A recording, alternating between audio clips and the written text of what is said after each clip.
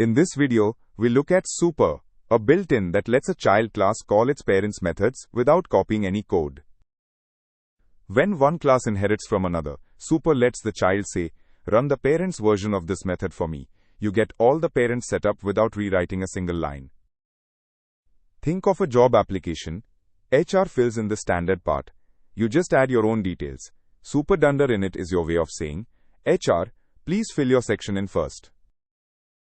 We start with a parent class called animal. Its dunder init accepts a name, stores it on self, and prints a short message.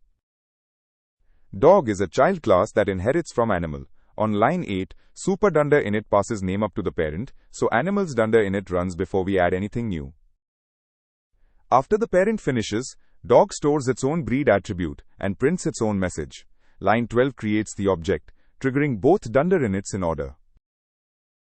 Two lines appear. The first comes from animal's dunder init because super ran it first.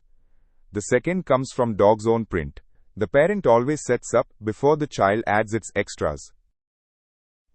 Without super, you would have to repeat the parent setup code inside the child. That means two places to update and easy bugs. Super keeps a single source of truth. Super is your bridge to the parent class. Call super dunder init at the top of your child's dunder init, pass the parent's arguments, and let inheritance do the heavy lifting.